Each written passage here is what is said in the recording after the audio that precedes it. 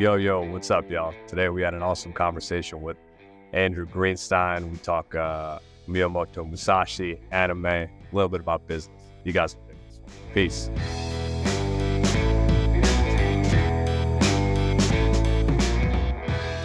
Nashville, it's like Nashville, Austin, and New Orleans, like that belt of live music where just everyone has so much talent. Yeah, so if I were trying to be a musician, I'd go cut my teeth there. Have you been to New Orleans a lot? So I've only been twice, and both times it was for a bachelor party. So I don't know what version of New Orleans I saw, but I'm not allowed to talk about it. What do you think about the food? Amazing food. I think that it's the best food I've ever had. Like the flavors and shit, like, and just like every restaurant was fucking good. I don't know. Yeah. We were also there for a bachelor party, so who knows? I think you can make a strong argument. It's such a unique style. So you are a musician, right? Like you kind of trained up as a musician. Did you go to school for that, or did you? No, I did a lot of music in high school, like all the bands you could do, right? Marching band, rock band, orchestra, symphony, all that stuff. And then I went to college as an English major, but tried to get into the band. Wasn't quite good enough. So, I still did like some of the club bands. I was in a Latin percussion band. But it's been something that I just have always wanted to continue working on. And I feel like I'm actually better now than I was back then. So I'm still on an upward trajectory. And, I don't know if you ever think about like second careers, but yes. I definitely dream about the second half of life, like, maybe do the musician thing, but like do it not having to depend on it for a living, because that's a hard way to make a living. Yes, totally. And it adds like stress into the creative process, I feel like. Yeah. Where it's thrown a certain way because you think it's more commercially viable, and agents have their opinion on what you need to do, and right, it's the whole thing. Record labels, yeah. I think about a second career in like Jiu-Jitsu. I love training martial arts. Oh yeah, yeah. I was thinking about doing Jiu-Jitsu recently, dude. Okay, yeah, give me the pitch. So you're in California. SoCal is like basically where a lot of Brazilians go. SoCal and like Miami. And you have a ton of good schools in SoCal. And NorCal, you have like a couple good schools. Carlson Gracie's up there. This guy Kurt Osiander's in San Francisco. That's a really good gym. Yeah, check it out. Actually, let me see if I can recommend you.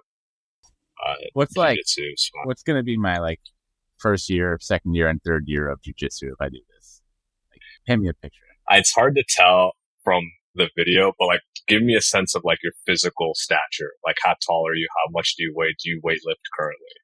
Okay, I'm 6'1", a little overweight, 230. I play a lot of basketball and I run, so my lower body is really strong. My upper body is not very strong, and that's one of the reasons I want to explore. I like do more for the full body, strength.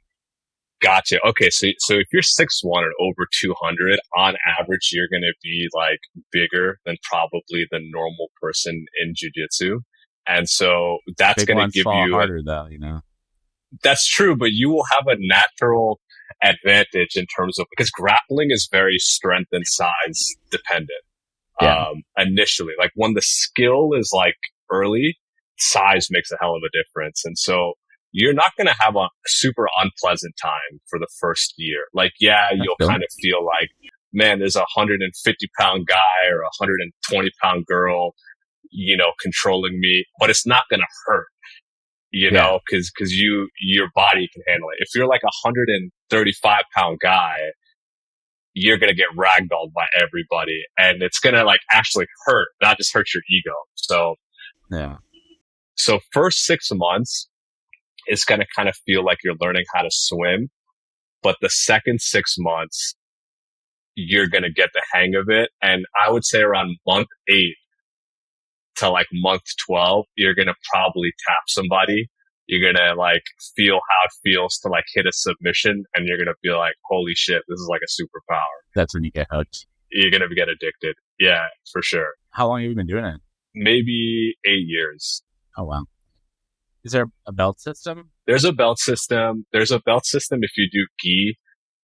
There's no belt system if you do no gi, but you kind of get promotions, but you don't wear a belt. And the gi is like a more traditional kind of system where like you wear like a kimono and shit. No gi is basically you wear like a rash guard and shorts, and it's more akin to wrestling. And so there's a little bit of a cultural difference. I see. And so I actually wrestled for a little bit in junior high, a long time ago, but I like it. Yeah. So you understand like the intensity of grappling and like, the push pull. So if you're going to learn one martial art, I think Jiu-Jitsu is the best one because you're grappling, you're sparring every day that you go train. That's cool. And so, like a lot of traditional martial arts, you're not sparring. You're just like learning technique. And then like you go and you spar and you're like, oh shit, this is like totally different than just hitting pads, you know? But with Jiu-Jitsu, you learn a technique and then the last 30 minutes of class, you're like in a live wrestling match trying to utilize the technique. That's cool. What injuries do I have to look forward to? Fucking knee shit, shoulder shit. Shoulder. Yeah, shoulder. I was thinking shoulder dislocation was going to be the first one. I like partially tore an ACL, but it recovered, and I kind of feel like it's one of these things where if you're serious about jiu-jitsu, like you train twice a week or 3 times a week, let's say, it forces like your life to be in order. What ends up happening is like you actually start, for example, like drinking less or eating better, sleeping earlier. Like it kind of, if you're enjoying it, it forces discipline into other aspects of your life. And as it does, your injury risk drops. Like the times I've gotten injured have been weeks where like I'm working 12 hours a day. I go to a happy hour, you know, I drink and then I wake up at 5. Yeah, to go train at 6 a.m. And then you're just going to get hurt, you know? So if you're disciplined about the other shit outside of jiu-jitsu, you probably won't get hurt generally. Yeah, you should do it, man. Just go to like a class, commit to like a month. All right. I think I'm going to try it. I'll send you an update. Yeah, it's the nerds martial art. It's like there are the guys who do well in it are like cerebral. They like to solve problems. The meatheads basically go to MMA and are wrestlers. So yeah. Okay, so San Francisco, born and raised there, musician. Born in Chicago, raised in San Francisco, or south of San Francisco. How's the city changed in the last 20 years? I think there's a lot less music in the city. Music and art, music venues, like a lot of the classic ones have shut down. You know, there's definitely artists getting priced out. There's a lot of wealthy people and a lot of low-income people, and then this huge gap. And it's been really hard for the city to fill in, particularly with the artist community. So we've seen a lot of closures and great clubs that we used to go to. But, you know, it's a pretty resilient city, and there's still an incredible culture here. I'm hoping that, you know, the city can figure out a way to restore some of that magic that makes it great. Yeah, like what's the opinion of like a San Franciscan on just like the tech ecosystem that exists there? I feel like it's one of those, you know, rumors of our death were exaggerated type of things. Look, I'm like totally on board with the idea of, hey, I want to go get a bigger house, or, you know, I'm going to go somewhere else and I'm going to work my magic there. Like there's tools you can do that. You know, we have people in our company all over the world. So I have no issue with that, but, you know, I still, like, when I talk to people here, maybe we're just drinking our Kool-Aid, but, you know, everyone says that, like, this is still where people are coming to raise money and then start businesses. And you have a lot of experts here, you know, like the top minds in AI are still here. So, you know, I think it hasn't really changed in that sense. And if anything, it might even be getting better. But, you know, the downtown is pretty empty. I mean, I think we're really lagging in terms of going back into the office. That's sort of in line with our liberal culture mindset. But I even feel like that's starting to change. You hear startup CEOs starting to talk about, hey, we're now pushing to bring people back into the office, and it's not because it isn't working to do the remote thing. It has been working, but it works best when you already have a culture and then you go remote. So we all experience that. But if you have to build a culture fully remotely, that's a big challenge. So I think that's where a lot of the pressure is coming from. You have to have meetings where 20 minutes you don't talk about work, it seems. That's how you kind of have to get to know people, Yeah. And I do believe in person. So I say this not having an office I go into every day. Most of our team is in Romania and we have an office there. We've never required people to go into an office. It used to be a competitive advantage for us. Now it's not. But that said, we love when people go into the office. We go there as much as we can. We've gone there 10 times a year before. Now we go about 3-4 times a year. And when we're there, we do our best work in the sense that we are spending as much time as we can together. And a lot of it's not talking about work. It's just getting to know the human that you're, trying to solve problems with. So I'm a big proponent of that part of it. Do you guys fly in everybody from Romania and elsewhere to the office for those days, or? Yeah. So there's 50 of us in Romania, and then 5 of us elsewhere. So we all fly. Wow! Holy shit, that's crazy. Have you been to Romania? No, I haven't. How is it? It's awesome. It's our office is in a city called Cluj. It's in the heart of Transylvania. Dude. Yeah, I didn't even know it was a real place until I started going there. And it's amazing. It's a university city. I think there's 400,000 people in the city, and then another 100,000 students. So there's 11 universities, I think, and most of them are technical. So you have this incredible hotbed of intellectualism and education. And so that's one part. Really quickly growing city. And then you also, Romania had a dictator in the late 80s. And when the dictatorship fell, I think there's a lot of support from the West and from the U.S. And so the country developed a strong relationship with the U.S. And, there's a big military base there. There's a lot of diplomacy. I remember during the pandemic, when we got the vaccine, Romania got the vaccine at the same time. Damn. So there's this close ties and great, vibrant culture, incredible people, incredible education system, incredible talent. Maybe I'm a dumb and uncultured American, but when I think about Romania, I think about fucking vampires. I mean, they lean into it now. Yes.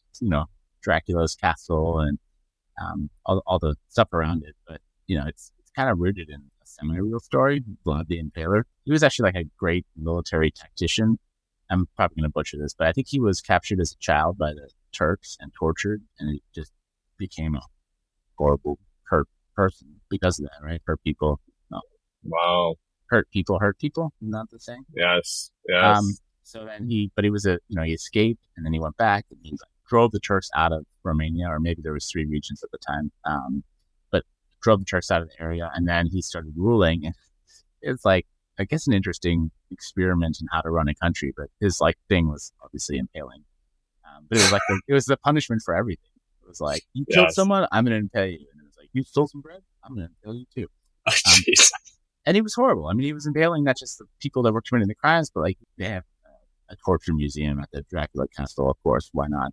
But they also said that you could put out a gold brick in the middle of the city square, no one would touch it. Crime disappeared. Not advocating for this form of punishment, but it's just interesting. It is. It's that shock and awe style punishment. I mean, I bet Singapore's similar, right? You get caned if you basically do anything, spit and gum out or something. Yeah, it's really clean there. Really clean. It is. Yeah. I read on Reddit something interesting about vampirism.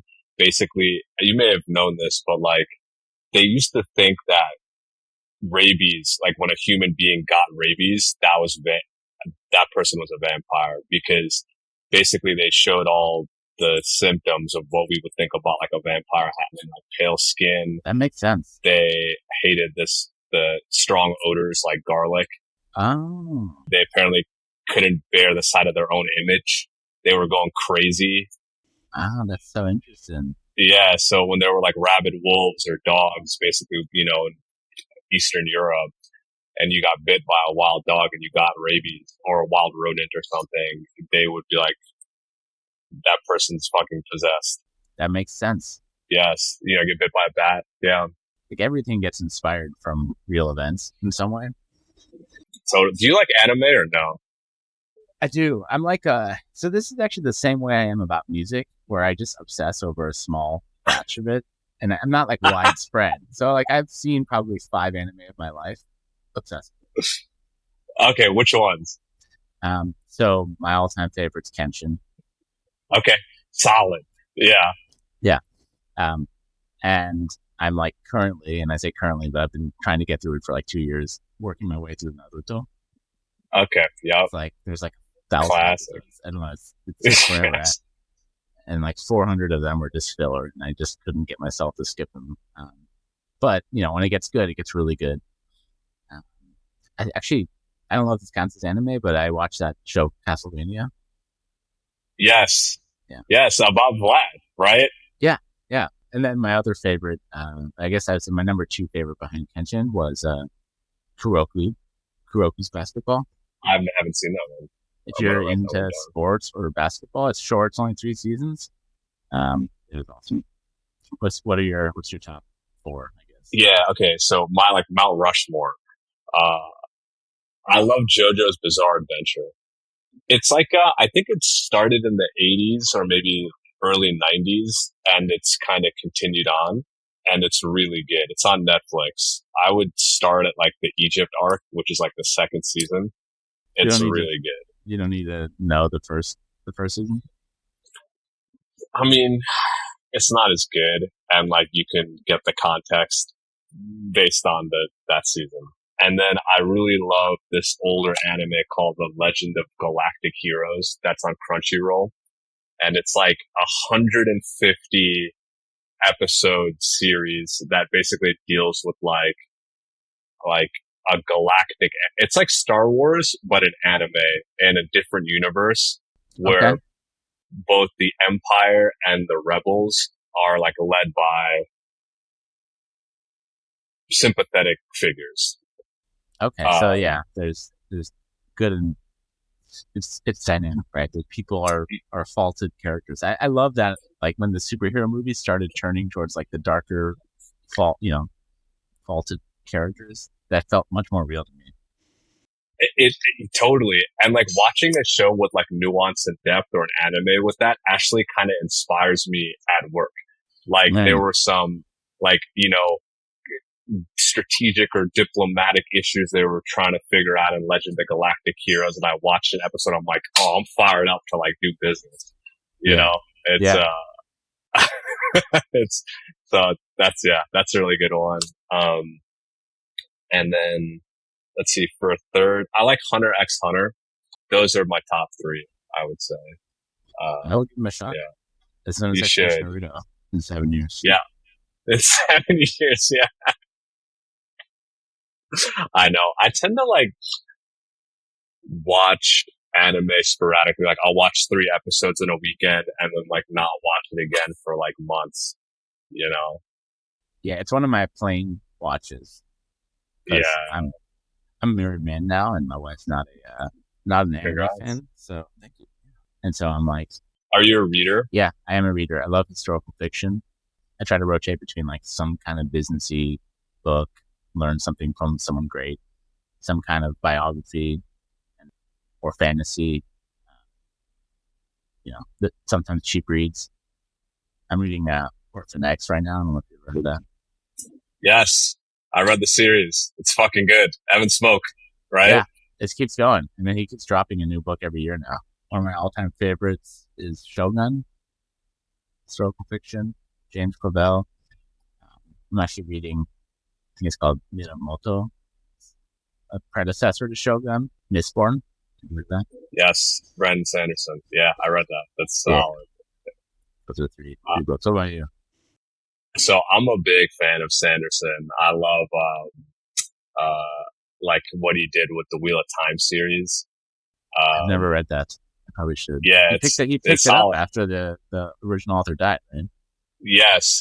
It's a big ass series. It's a commitment and like a whole world, but it's really good. I loved, Stormlight Archive. That's another one of his series. I read like half of it, and then I don't know what happened, but you know when you put down a book or a show, and then for 6 months you don't pick it up, and then you forget where you are, and you're like, well, where do I even start? Which book do I start? I don't remember where I am. Yes, that happened to me with that series. Like with the latest book, I was like, I don't even remember how any of this is relevant. Mm-hmm. You know, and it kind of, if you don't understand the world, it's hard to read like an epic at that scale. But Mistborn's great. You might like the Ryra series by this dude, Michael. I forget his last name, but he wrote like the Ryra Chronicles and Ryra Revelations. Like the Reddit fantasy subreddit, is great for book recommendations if you ever want book recommendations. All right, I'm going to get into that. Ryra, you said? It's great fantasy reads. You know, alignment of the protagonist is like lawful good or neutral good. They're good stories, full of intrigue. You know, it's cool. I think you might also, this is one of my favorite books. It's called Sanguo Yanyi. It's Romance of the Three Kingdoms. And, that's the book that Dynasty Warriors was based on. Mm. And, there are a bunch of like books and, movies that are like offshoots of that Three Kingdoms book. That's historical fiction. So it's called The Romance of the Three Kingdoms because it's a romantic account of the actual history. Okay. Yeah. And so it's like the Warring States period in China. You get fucking brilliant, genius strategists, you know, fighting each other and like the different tactics they use in battle. It's sick. I love that. I'm going to check those out. I have them both on my list. 10 years ago, or maybe, I don't know, 20 years ago, I guess I was in college. I would just skip class and the reading to read that book. Like, you were studying the wrong thing. Yeah. Do you feel like fantasy inspires you to be a better business leader, or do you just like doing it? I think I love, you know, the hero's tale. Yes. You know, we're all the heroes of our own story. And so I think, you know, it's definitely aspirational to see amazing people doing amazing things, and fantasy takes that to a whole new level. And it's, you know, you were talking about getting pumped up. It really makes you feel like you could do great things. You could be a hero. You know, you put yourself in their shoes. And and we go to our work and we try to be the hero. So I think that I think it's helpful. I feel similarly. I feel like it creates a nice mental positive narrative that allows you to like baseline, like you get a baseline almost in your head for like how you should act at work, you know, cause I kind of feel like a lot of company founders can be, I don't know, kind of selfish. And so I feel like the selfless morality of the heroes in those books like really appeals to me for some reason. Yeah, that's a good point. Hey, this is Andrew from SF AppWorks, a software development shop that helps companies develop websites, apps, chatbots, voice bots, and pretty much any kind of custom software. I wanted to quickly tell us about like SF AppWorks, dude. Like, how'd you guys get started, and like, you know, how's it been going? I checked out the site. It's cool that you guys have like a timeline, basically the evolution of the business. I was in law school at the time, and I was really trying to break into some kind of music career. I had already eliminated being a musician as possible. So then I was like, okay, maybe I'll be a music lawyer. And I was trying to find jobs in that space. It's like, you know, to be a music lawyer is really to be on the wrong side of good, so to speak. Yeah. You know, you're the evil empire if you're usually, not always.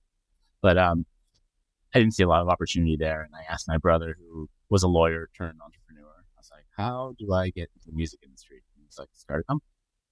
It had never occurred to me. Like, I grew up in Silicon Valley, and it never occurred to me that was just something one could do.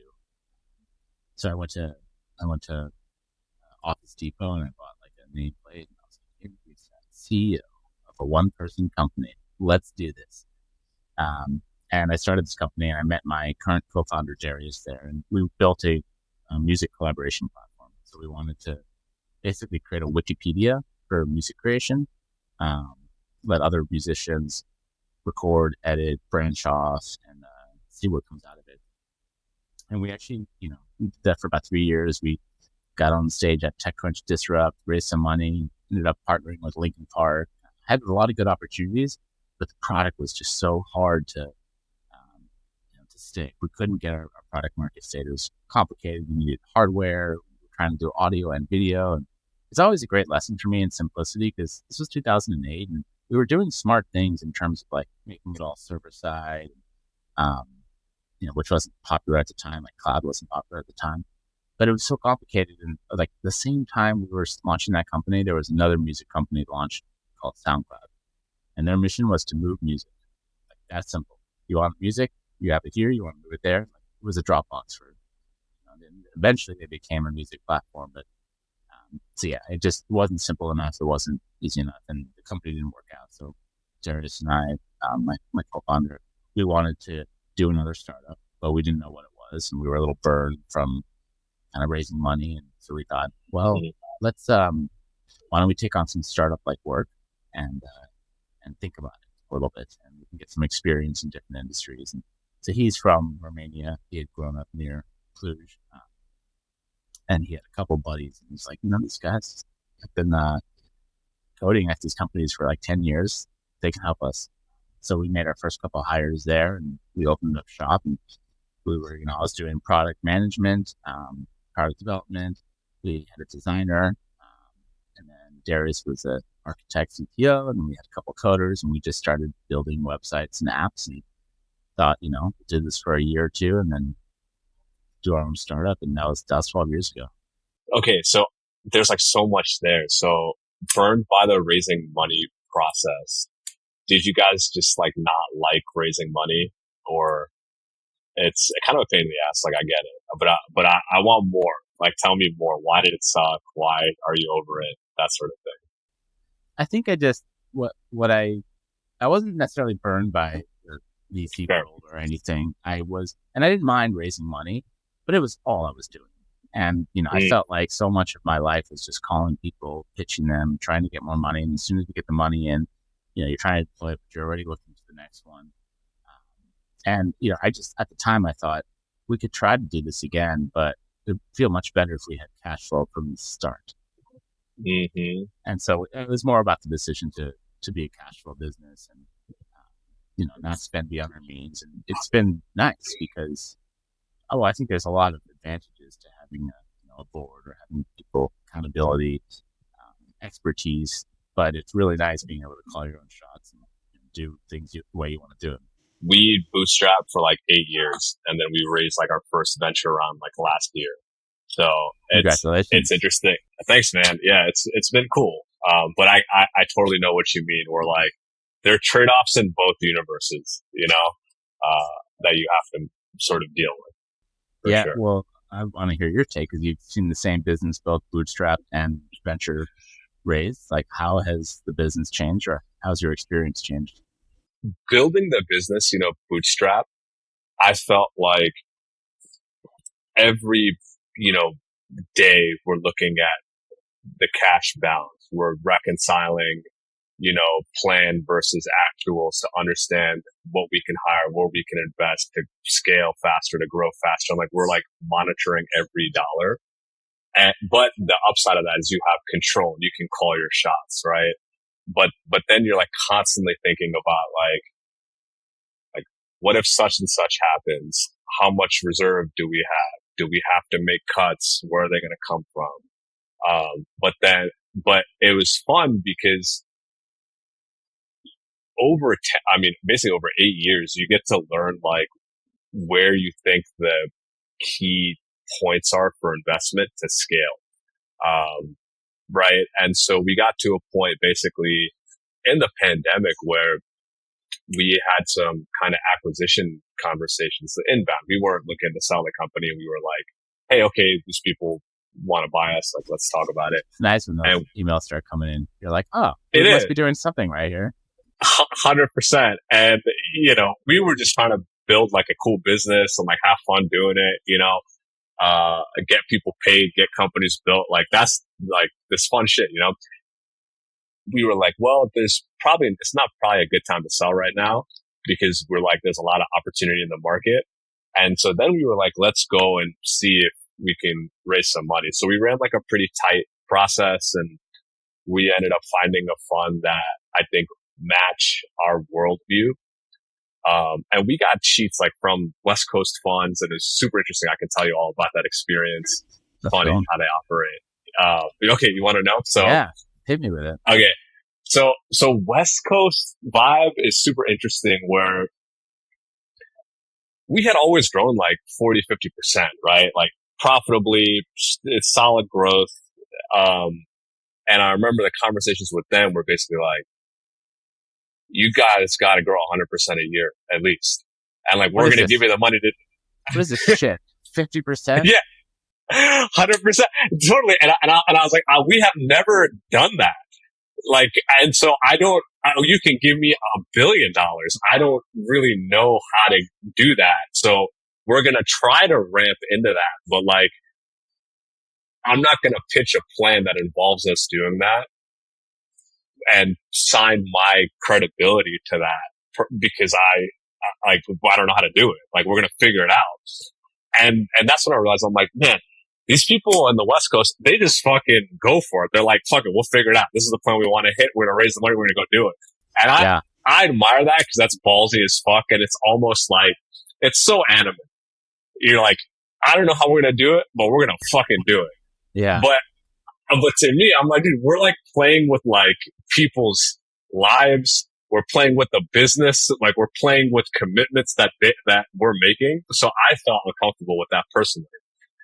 I think over time, I just realized like that's just how the game is played. Like, that's how the stacking set of incentives down from the LPs to the fund to your company. Like, you all know that that's not reality, but you have to pretend as if it is and make that happen. Like, I get that now, but at the time we were like, that seems kind of weird.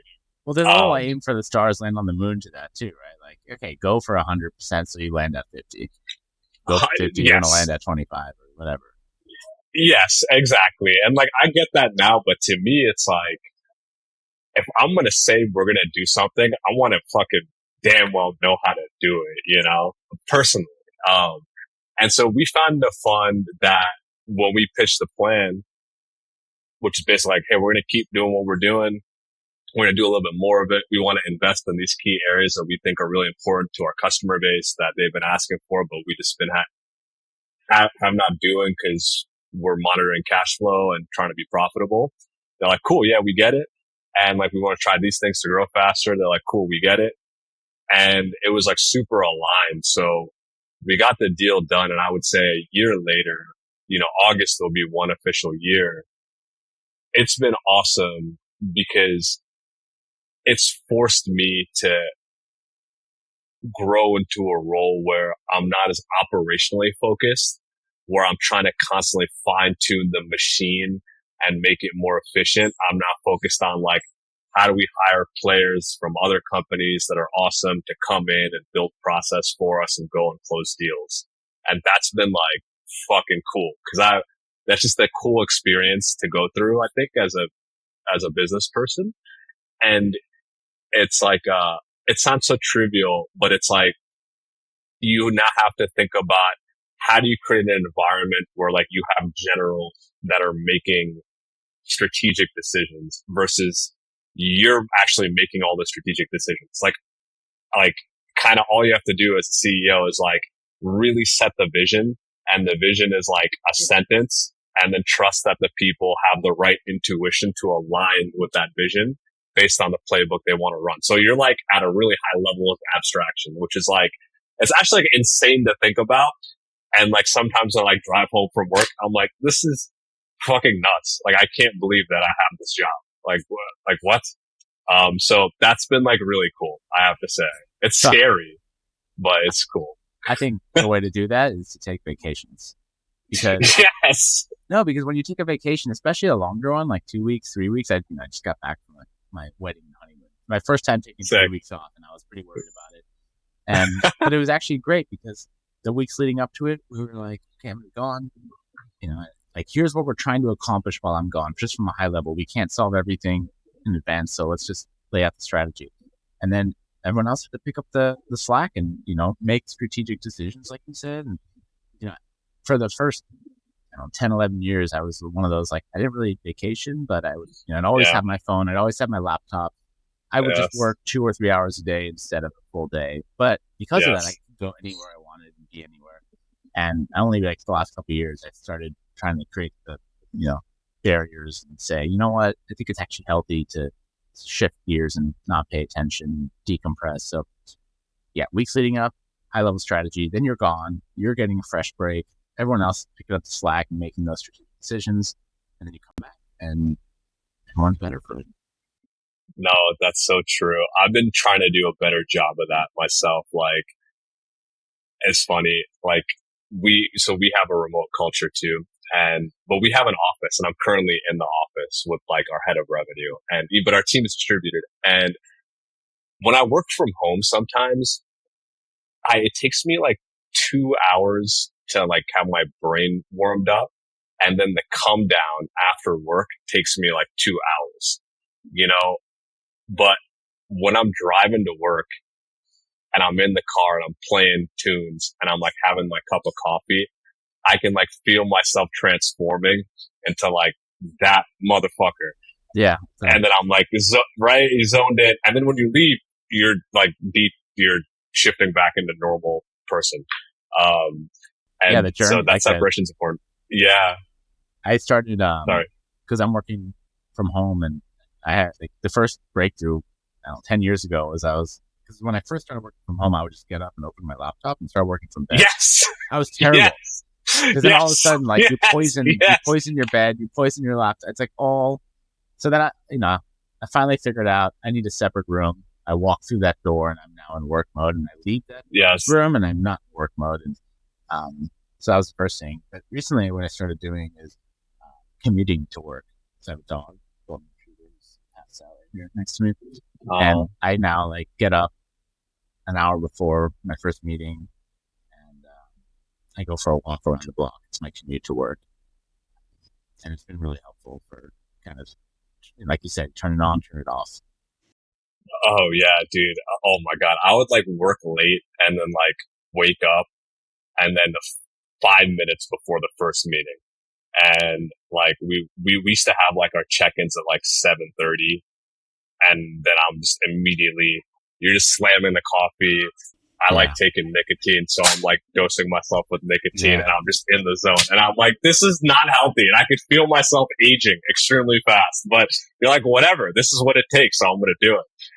I used to do my meetings with Romania as 10 hours ahead, so you either have to do them really early or really late.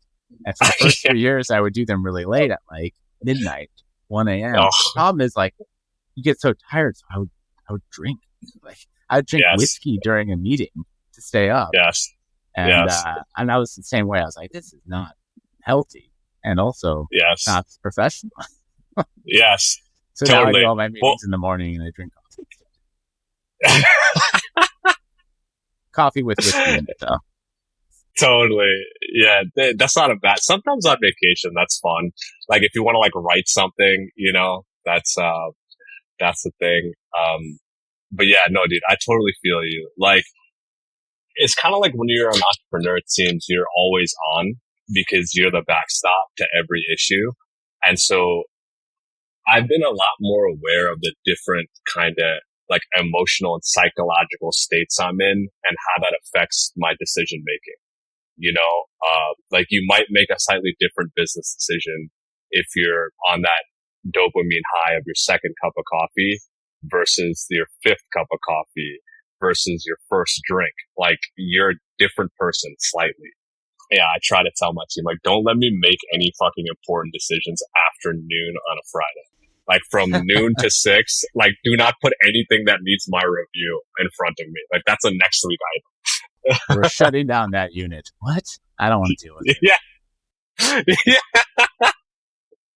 So you guys started SF AppWorks. Now I have to ask you, so like, is there a sense of like, cause you guys are building a cash flow business.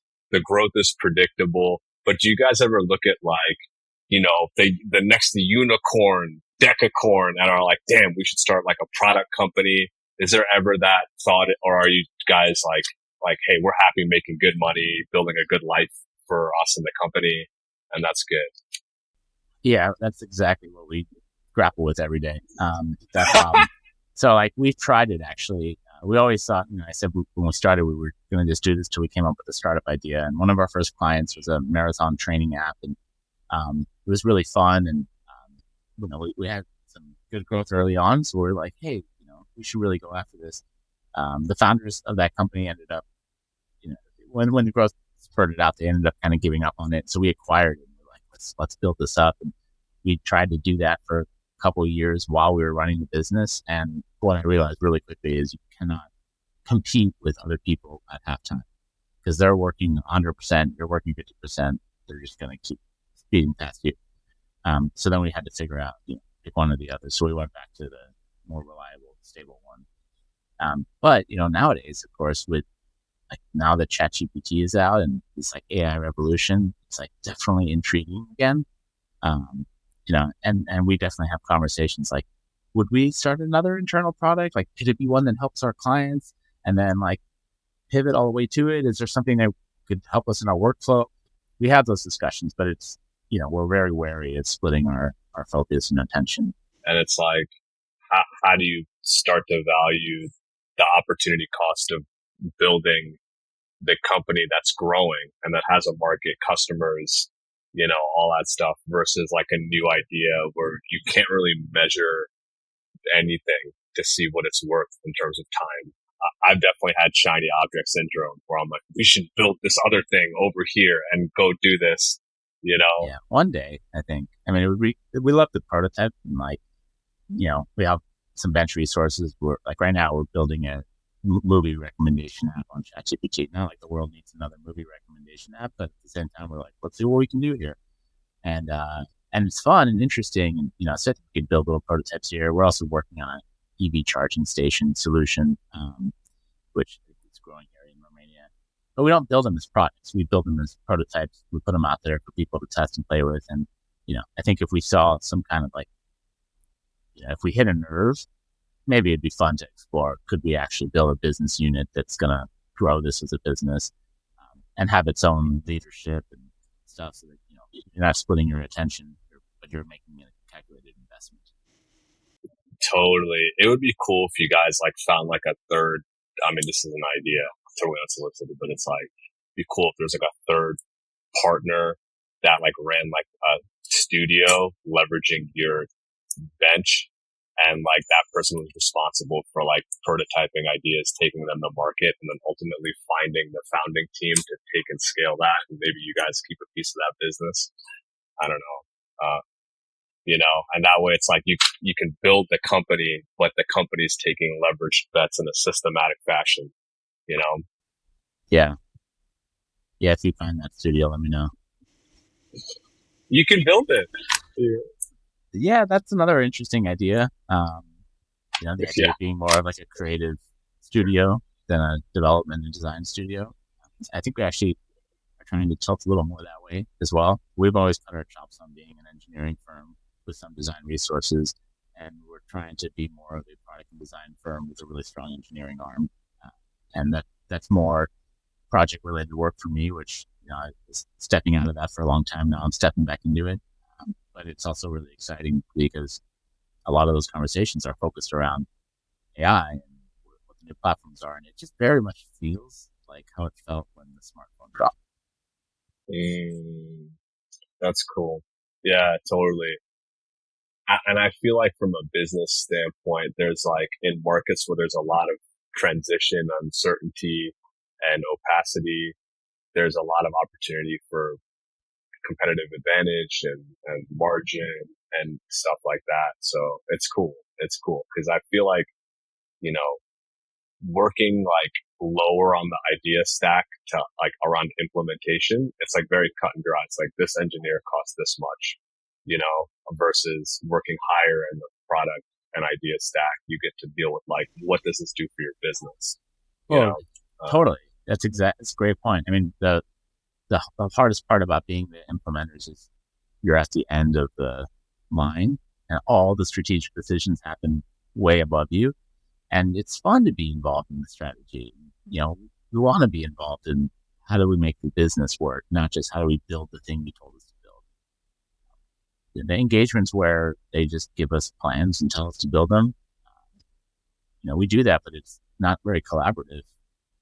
It's more like, hey, you think you know what you're doing and we're just going to implement it.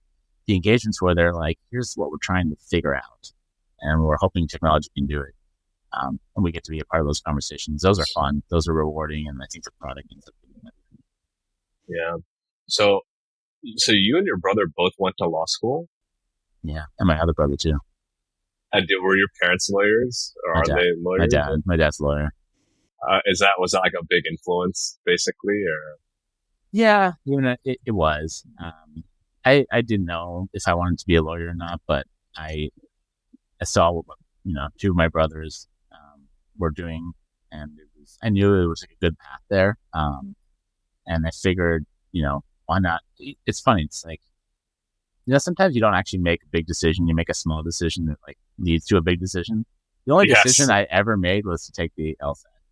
I never decided to go to law school. I was like, fine, I'll take the test. Let's just see how I do on it. The LSAT is basically a giant logic game. Yes. It's fun. Yes. So like, I got really obsessed with the LSAT and like there's actually a logic game section. It's terrifying. Like they'll give you this thing where it's like, okay, you're transporting animals across a river and there's 42 animals and, you know, they give you these rules. Like, can't put, you know, meat eaters with herbivores. You can have males and women together, but only if there's more women than men. They give you 10 other things, and then they're like, "Fine, you have 5 minutes to figure this out." And if you make one mistake, then the whole thing falls apart. But I kind of obsessed with that, and I would just practice them over and over. And I got a perfect score on the logic games part of the test. And, no shit.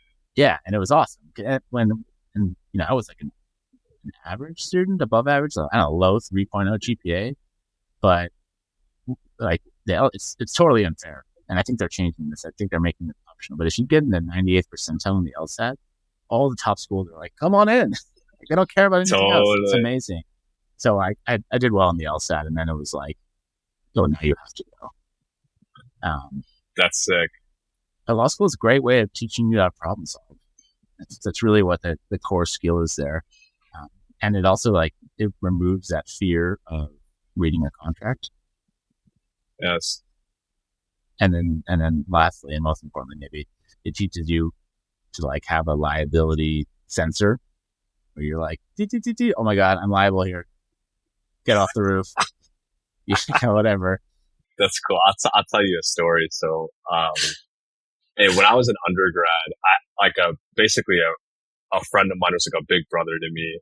He went to law school. He's a really smart fucking guy. He went to Columbia Law and Cornell undergrad, and was just this sharp, a little bit older Indian guy that I'm an only child, so he was almost like an older brother. And cool.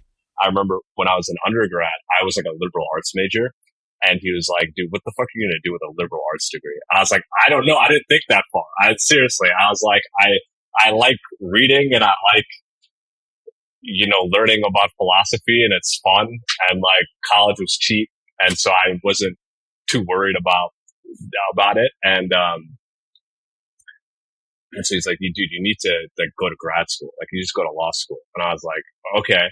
And so, similar. I took the LSAT, and there's a lot of stuff involved in applying to law school, and so I remember I wanted to go to China because I studied Chinese and all this stuff. When I went there, yeah, sweet. I ended up working for a startup, and the startup was basically started by a couple JD MBAs from Northwestern who were former consultants and went to China to kind of build some tech business. And they were like, we need a guy to help us build basically like a data dash and like help us do random shit for our company that we're trying to build here. And, I was like, okay. And they paid me pretty good money in China. And so I had never anticipated working at a tech company or anything like that. And they sold that company pretty quickly in like 2 years. Wow. And it was sweet. But the way they did that is like they would buy companies in local markets. And so they would just have me structure the term sheet and like, go and, work with basically our general counsel to do the deal. And when they sold the company, they had me like do a bunch of work with the law firm that we had used. And I remember talking to like the lawyers that were helping us like sell the company to the buyer. And these guys, I was like maybe 22 or 23 at the time. And the lawyers were like 30. And so they were, peak lawyers, right? And like working at a nice firm, making the money. And I would talk to them, I'm like, what's your lifestyle like? Cause like this is something that I have at least done one step towards. And they're like, dude, I'm trying to get out of the law. And I was like, I see. Maybe I don't want to do that. Yeah. And so that's where my law school dreams kind of died. I was like, well, I had a similar experience. I was in New York doing the summer associate thing and one of the big law firms. And they were like so great because you go to work and at 5 o'clock they'd be like, we're taking you out to dinner, and then we're taking you to like a bar, and it was so fun. And I remember like one of the first nights there, we were out partying until like 2 in the morning. And I was like, let's go to the office and get my laptop. And I remember like going into the office and like so many people were working. And I was like, oh shit, like this is actually not a lifestyle business. Everyone's working at 2 a.m. business. Everybody's working at 2 a.m. And what killed me is like they're wearing fucking suits. And that sucked the most because when I was working at the startup, my favorite thing is like people rolled up in shorts and in a t-shirt, and like it was all performance based. Like if you were smart, you worked hard, that's all that mattered. But when like we would be doing these video calls with these lawyers, they're like in fucking suits at like 8:30 p.m. And I'm like, guys, that's so dumb. And they're like, yeah, but we have to do that. And I was like, I can't. And that sounds so childish, but I don't know. It's hard for me, honestly. Well, I remember when we were raising money, my co-founder was like, should I put on a nice shirt for this? And I was like, you can put on a nice shirt if you want, but if you don't, you have to act really smart. Because if you're going to do the t-shirt thing, you got to be brilliant. And he goes, I'm going to put on a nice shirt. That's funny. So Peter Thiel, in 0 to 1, I think, like in one of his books, me neither, but in one of his books, he talked about like how wearing like a suit is actually like, it's a negative signal because that means the founders are like optimizing to look like presentable. Yeah. Whereas like they should be working so hard that they look fucking disheveled, So like that, it's just funny. I don't know how true that is. Our venture fund wears nice clothes, and I try to respect them by wearing nice clothes when they're in town and we're having our board meeting. But like, so our rule is if you're asking for money, wear nice clothes. It's like polite. You're asking for money. Go on. That's fair. Yeah, I'm pretty sure I wore a t-shirt and stuff to our pitch. I think I wore a long sleeve. Strategically though, because you were trying to be there. I'm disheveled. I work so hard. Founder. No, I am actually disheveled. I don't know if I work hard, but I am disheveled. So after the summer associateship for 2 years, you're like, fuck this. I want to do my own thing, basically. Yeah. Went back to law school. And then I was like, okay, I'm in law school. This is going to sound bad, but like in grad schools, you can kind of float by and do fine. Like they don't want their students to look like to do poorly because it's in all the rankings. Maybe it's changed now, but back then it was like our average GPA is really high. So you can float if you want. And so I knew that. I was like, okay, I actually have this great opportunity to work on this business while I'm still in law school. Do enough to get by in law school and explore this thing. And if it works well, I got a year, right? If it works well, then I can do that full time when I graduate. If it doesn't work well, then I have my fallback plan. So that's what I did. I I started a business, and I had some good mentors. My brother Eric, he mentored me a ton. He joined as an advisor and founder. He had another co-founder of his business, a guy named Eyal Herzog, who was a brilliant product strategy idea person, and he's also a musician, and he's actually the one that had the idea for Wikipedia for music. And so he kind of took me under his wing and started showing me how to explore. We just started testing and building. At the time, I was in LA, but we had an office in Palo Alto, and I was commuting to law school, basically. I was flying down Tuesday morning, doing my classes Tuesday, Wednesday, Thursday, flying back up, and then working Thursday, Friday, Saturday, Sunday. Yeah, I guess the hard part is like getting in, and then once you're in, they're like pass fail, and just like show up and do your reading. Yeah, for sure. Really hard to get in once you're in. I mean, if you're like trying to build a career out of it, you want to be in the top percent. You want to get a job at good firms. You want to be in the top 10% or whatever. But like me, I didn't really know what I wanted to do. So I was just placing 2 bets instead of 1.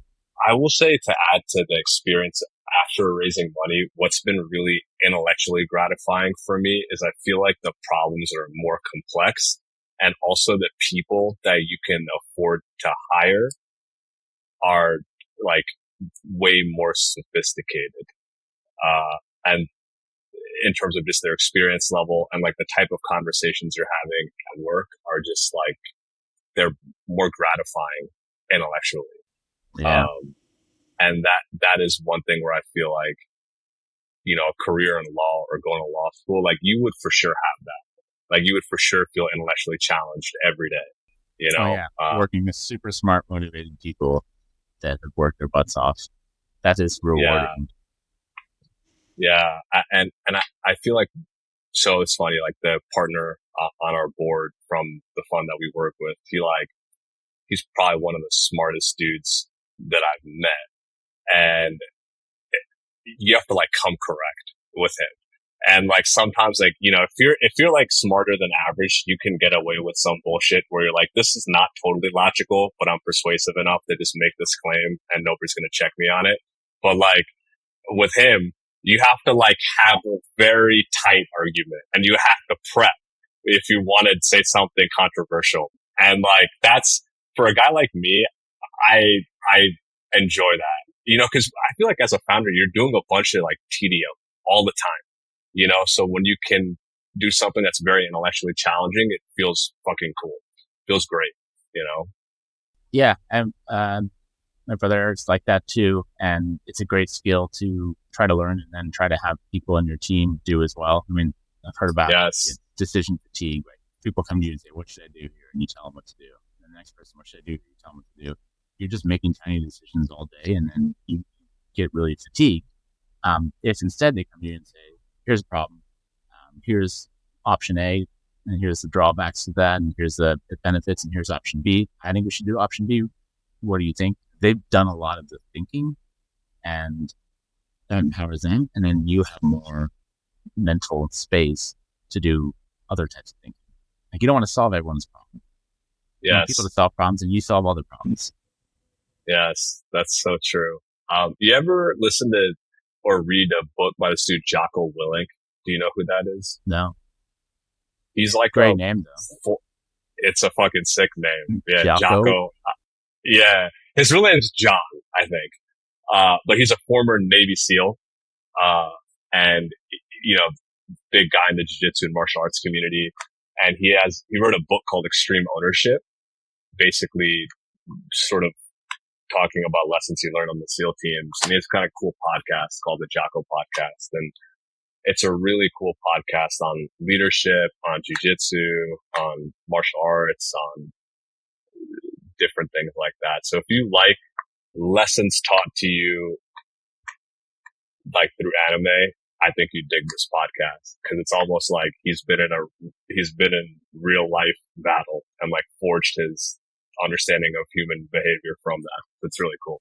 I'll definitely check it out, because the one thing I really need right now is another podcast recommendation.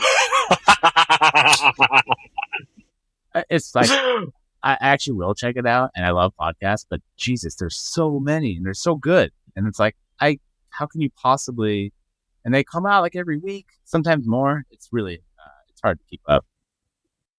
Do you feel like pressure to consume information? It's not that I feel pressure to consume information. I feel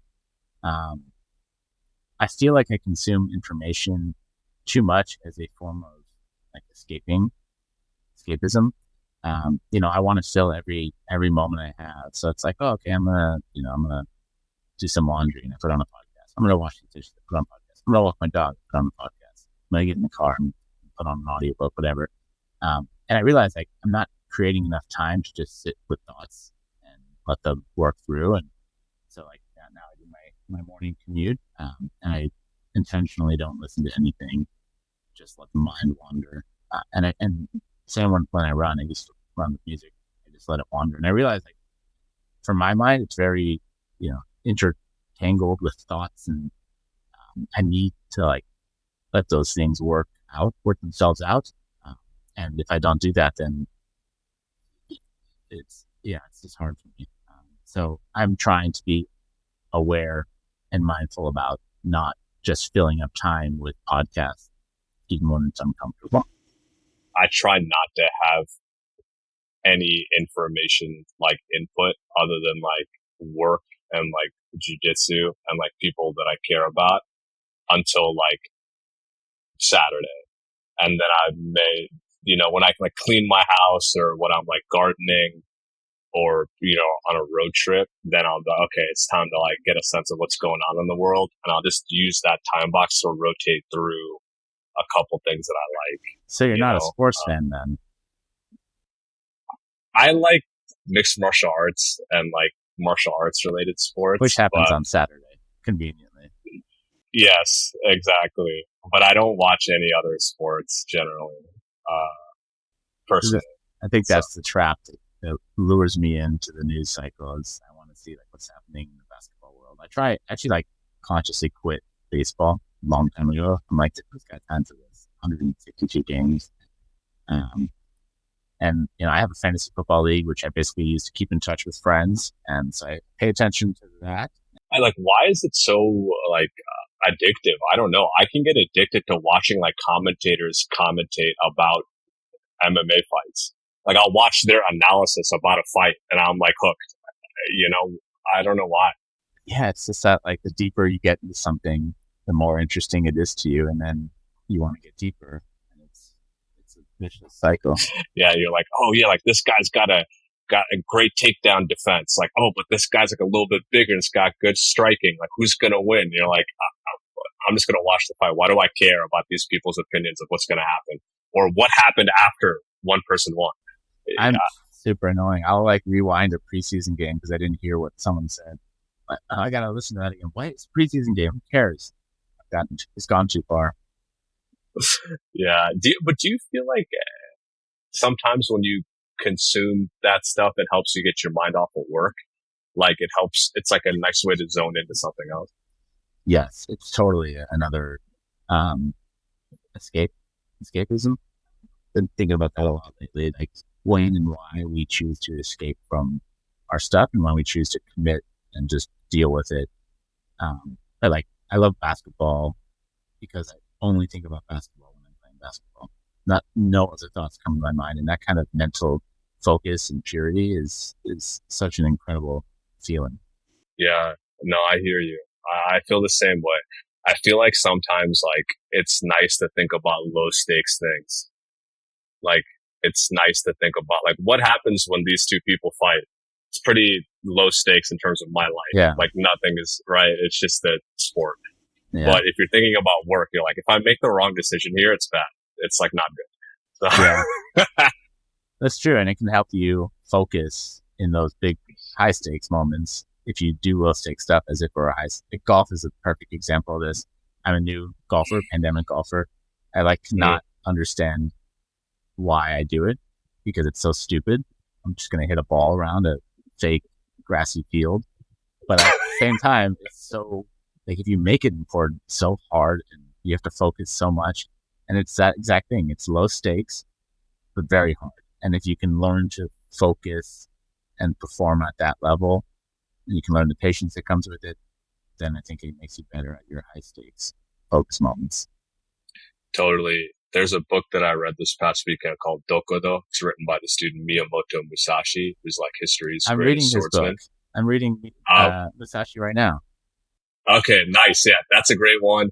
And then he wrote a book called The Book of Five Rings as well, which is also really good. And it's, getting longer and longer. Yeah, Musashi, then Book of Five Rings, then Dokudo. And Dokudo was the last book he wrote like a week before he died. And it's like 21 precepts to basically be a fucking samurai.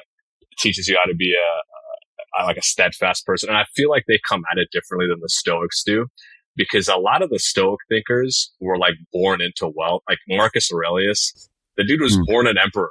So you're just like, okay, dude, you're an emperor. Like, yeah, maybe you fought first in some battles, but like your dad was a fucking emperor. Like that's not that cool. Whereas Musashi is like, he built his way up through battle to being history's greatest swordsman. So I admire that.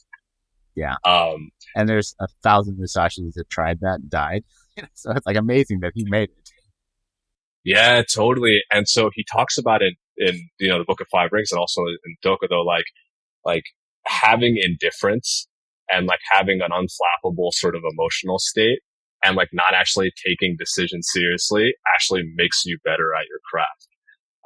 And I see that sometimes with like really good competitors in jiu-jitsu, they're able to like take a fucking nap before competing. Like their resting heart rate is that low, where they're just like, they're in the 40s and 50s and they're napping. They're not nervous. And then they turn it on when they're ready to compete. And then they get back to that state of rest versus like they're amped the whole time, which is sometimes what it feels like if you're in a state of stress for 12 hours for work. Yeah, Steph Curry and his trainer, they work on that. They talk about how he goes to the bench and he does these exercises where he lowers his heart rate just with his mind while he's on the bench. That's powerful. Apparently that's like, if you can get your resting heart rate as low as possible, that is connected to faster recovery after intense bouts of effort. And so like it creates like a nice ramp down, and then over intensity bursts, you can maintain that same intensity in successive loops, for a longer period. So, from Musashi to Steph Curry. Great. They all have something in common. And that is the way of the sword, right? It's all about your mind. It's not about the physical stuff. Yeah. What do you think about Musashi so far? How far along are you in that book? I'm like 25% of the way through. So like 200 pages in. It's a pretty long book. Yeah.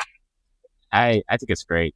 Sometimes I worry about really old books because like, it's a different world, feel out of touch. But the samurai said he wanted to feel like an old world, and it's written in a funny way. In a way, like there's a good level of humor to how it all is. I guess it reflects his state of not taking anything too seriously, even the life or death battles. But it's great. I was comparing it to Shogun when I started reading it. And Shogun is much more like Game of Thrones, like where you have these leaders that are fighting and deploying strategies, and it's very high level. And Musashi's kind of like the opposite. It's like each person's individual story and how they kind of interconnect from the lower level. So I think I'm really enjoying it. That's awesome. Have you seen the Akira Kurosawa movie, Seven Samurai, right? A long time ago. It's a classic if you like samurai shit. Actually, there's an anime called Seven Samurai that's based on that story. That's pretty good. I watched it like maybe 15 years ago, but it's pretty good. All right, man. We've been going for like over an hour. Yeah. So. Yeah. Fun. Hell yeah. Let's do it again. I feel like there's so much to talk about. I agree. Let me know if you come to San Francisco.